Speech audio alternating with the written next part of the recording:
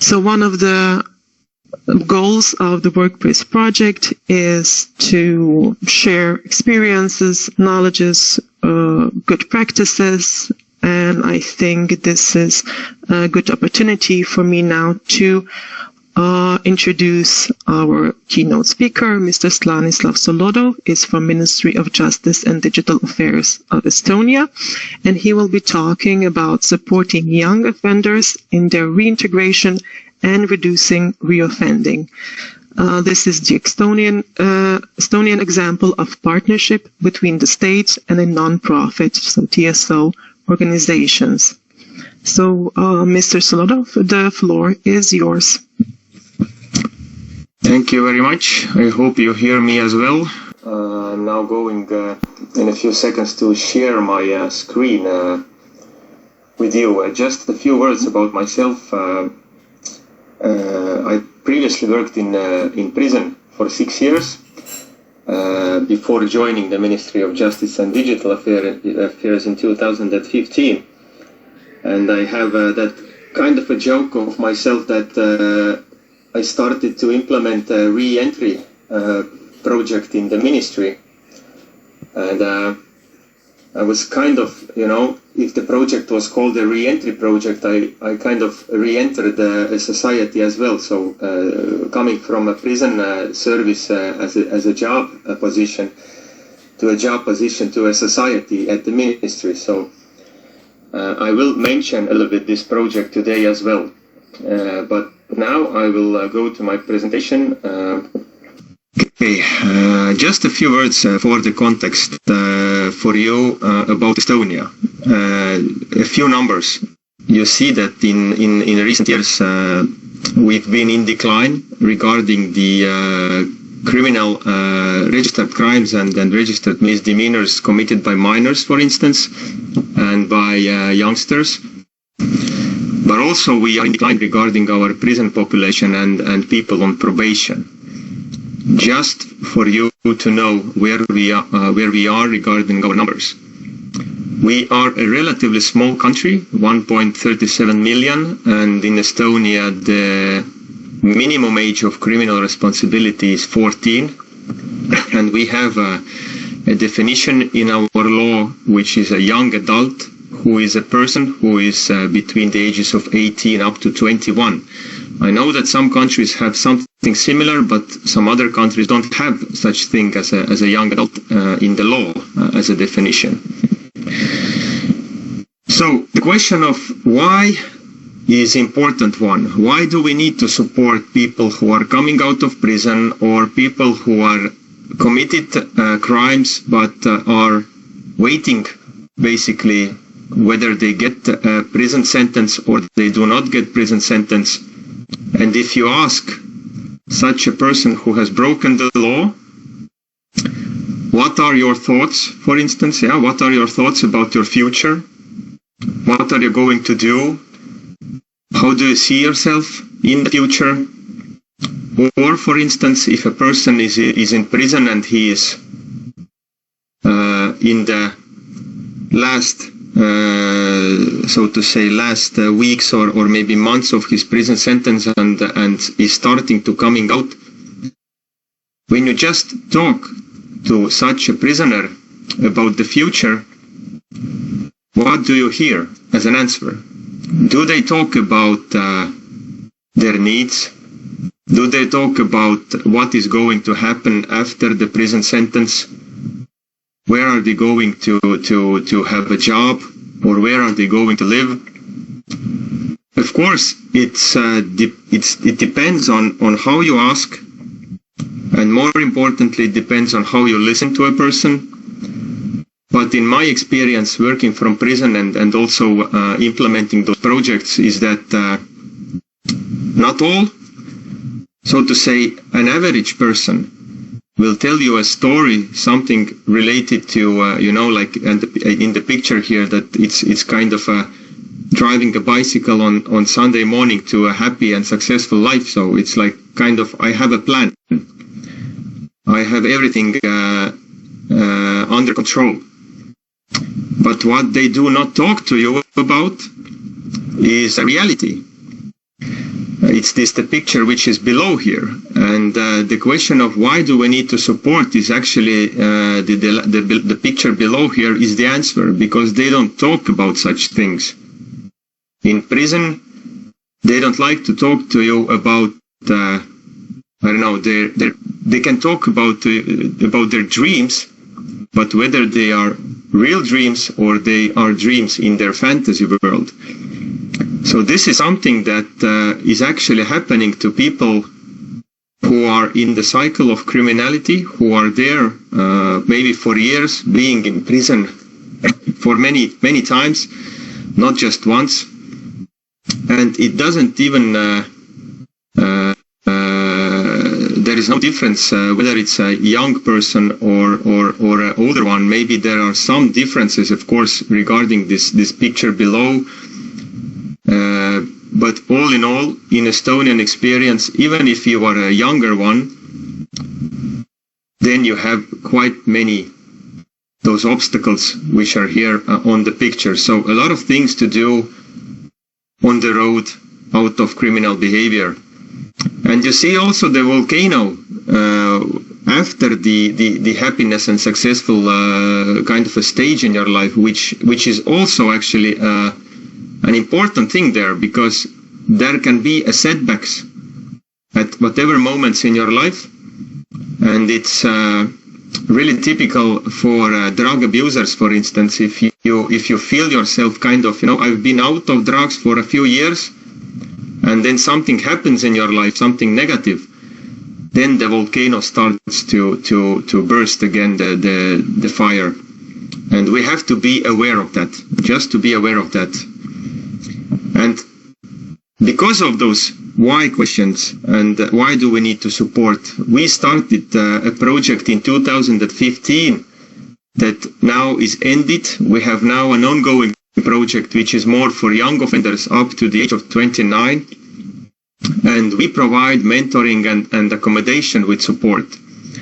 And if we look at the target group, then basically all people who have come to the criminal justice system can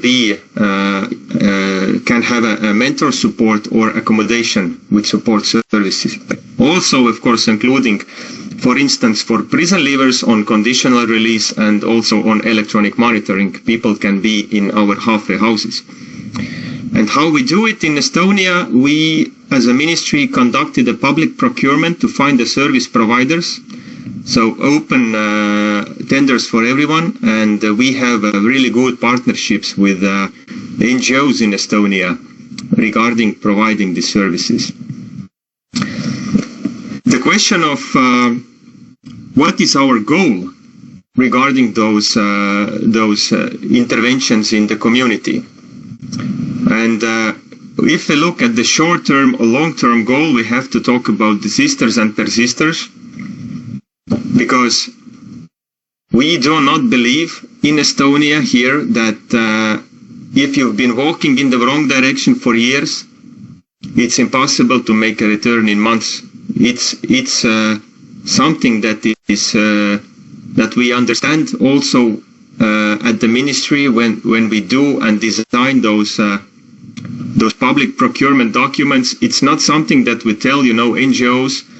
We give you a person from prison, but please give us a law-abiding citizen in 3 months.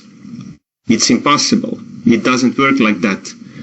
And why it's impossible? It's because of the attitude of a person. We know the attitude. We saw the picture that I showed you on previous slides. We know all the obstacles on the road. And a person can be kind of an attitude that I take responsibility for my actions, what I did before, or I blame only others. And if you blame only others, changing your attitudes will take time. It doesn't happen in 3 months, for instance. Whether the attitude is that I can be a better person, I can just be a better man or a woman, or I am used to be an offender. I am used to be like that. Me versus all the others in society. And then action or distraction, it's also kind of do I actually do something myself on the way out of crime, or I only search for distraction moments, kind of, pointing fingers to the left and right and saying that I cannot do anything because, the society is not letting me, or the job provider is a bad one, and everything, only kind of showing fingers to everyone else. And the picture here is showing that, of course, it's a logical one, that the way we think, what's happening in our minds, have an impact on our behavior, and our behavior, of course, have consequences. So that's why we here in Estonia, in this project, we have designed the both of the services for a long-term opportunity for people to change their lives. If you talk about mentoring, then we have designed that kind of a 6 + 12 months model, that we say that if a person is in prison, then building the bridge starts 6 months before the release, and then it goes on after the release. And just in short, is that mentor is an adult whom a young person can trust, or whether it's young or not young, whatever, a person can trust. So it's really about the working alliance between two people, having, this post-release plan, also thinking about plan B. What happens if I do not get a job in 2 months, for instance, after release? What do I do then? So mentor is a person who you can trust, who listens to you, advises you, motivates you, etc. And in Estonia, we have an NGO which provides the service all over the country. In our previous project, I had 2 NGOs providing the service all over the country. So in this project, there is one. And they're all trained, of course, by the NGO to work with people with criminal background. The housing service has to be a small scale. It has to have also, of course, a working alliance is an important one, but it has to be more as a family, so to say. If a person comes to the halfway house, it all starts from day one. How you treat a person, how you say to a person hello from day one. That is really important, and that is something that those NGOs themselves say, that if you do not kind of take the person as a family member, it's really hard to work with them later on. And of course, there is a structural program, because the discipline and values has to be there. It's not something that you take your things and put them something near the bed, and then you kind of plan yourself how you see yourself in this halfway house. It's a structural program. It's about relationships and taking responsibilities. And it has a day-to-day counseling on different issues, again, regarding the picture I showed you on the second slide. And we have a really good partner in Estonia. They call themselves a Village of Hope. And they have more than 20 years working experience. And this little scheme here below, you see that it's not maybe always like that, but in most of the cases, it's like that at least half of the year can be a period where people are, like in the doubt. Should I be here or should I go?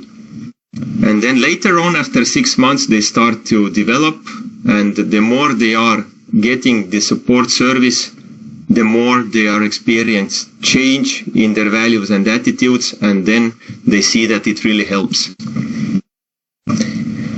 Just a few numbers regarding our outcome results. They are mainly about the previous project that I mentioned, this re-entry services for ex-offenders. And the reason is that our ongoing project is still only a few years into implementation. We don't have those numbers. But 2 important things to mention is that we had a study in 2020, and we had a reference group in the study that we could compare our results. And And two main things. Compared to the reference group, the people who got support services were more involved in the labor market after the support services. And the other positive impact was about reduced reoffending rates, but it only showed positive results after people were on halfway house service for at least 9 months. So before that, there was no significant decline in the reoffending rate. So for us, it was kind of an easy conclusion, is that change doesn't happen overnight. And about those challenges and learning elements during those years that we are implementing, now I am kind of 10 years into this, into those projects, is that trust the process that you are leading. It's not the same as we started 10 years ago. When we started, the most critical people towards this project were prison officers, prison staff were the most critical one. They did not see the purpose and the need for such mentoring and halfway house services. But after a few years, the picture started to change. So you have just, go with your agenda, do your thing that you believe in, and then the process will kind of lead to a good results, to changes. Our NGOs that we have now been in partnerships for 10 years are really highly motivated. For at least in Estonia, it's a really good and positive experience for me, because I see that they have a big heart for that. They have less bureaucracy, it's something that NGOs are always, I think, ahead of a state or a municipality. They are more flexible, and they are, and I'm really saying that, they are impressively good at working with people.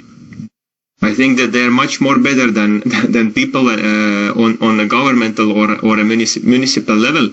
Of course, it depends on the service we are talking about. We are talking about here working with people with criminal background. That's what I'm talking about, not, like in general, of course. The impact is difficult to measure. I showed you some numbers, but you have to look behind the numbers, because, numbers can show you something, but when you hear real stories, you see real people. And I've seen, like, I don't know, more than 10 or 20 people in those halfway houses changing their lives. That is change that I really value. And this is not just, like a numbers. For a few years, I had a question in my head that those questions were for me, like when I started this position at the ministry, that what could be the perfect service? How can we design a perfect service for people leaving the prison institution? After a few years, I got the answer. There is no perfect service. We can just provide opportunities, because, people need different things, and we have different service providers so that people can choose whether I like more, like Village of Hope, or I like more the other NGO. For people, there is no perfect service, and also for us, it's really hard to provide one. To reshape those attitudes and those questions of why do we need to support, it's not something that you do once at the start of the project and maybe do the second time at the end of the project after 8 years. It's something that you have to do all the time. Like, all the time. And we started the project for a few first years. I went to all the prisons every 3 months with those NGOs, 6 NGOs on board. We went to all the prisons to talk about our services. So at least 4 times a year, sometimes even more. Because we saw that we have to be visible to them, we have to tell the stories, we have to share everything that we have got so far on this road. And then they start to believe. I think that worked. And these success stories versus experience stories, at least on a governmental level, if there is a person who has changed his life or her life, we don't call it a success story, because we don't know when or whether this success story become a not so success story. We call it an experience story. But if a person himself, for instance, says that, for me, I am a successful one, then of course we are happy about it. The person himself can say that, but on a governmental level, we try to use a terminology experience stories. And regarding the project management, I've been a project manager now for 10 years, in this previous project for 8, and now in my new project for 2 years. I see it more as a network management, not just sitting behind my table and like sending an emails, but going to the places where those things happen, going to those halfway houses, going to prisons, going to the probation, inviting people to visit those halfway houses. We have now, for a 4th year in a row, we have seminars together with judges and prosecutors, going to those halfway houses, showing where the things are happening, where they are sending those people out of prison or as an alternative to imprisonment. And of course talking about good and not so good things also, like the practical stuff that is happening. And just for inspiration that I also want to share, and I also get inspiration from those events, that when I have an opportunity to do something together with those people who are getting support services, and that is a big value for me. Here is me and one of the youngsters from Village of Hope.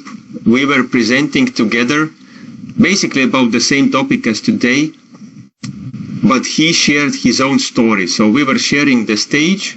I was talking something about the re-entry services, and then he shared his story.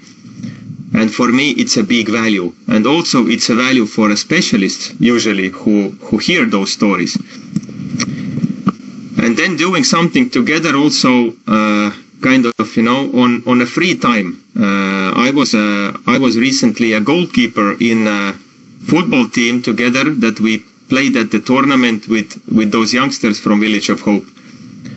And it is also something that I really like, that if I have a hobby, which is a football, and I have an opportunity to participate with them, so we had like kind of a half of the Saturday, we went out to play, and we had a nice talk and everything. We shared the same field.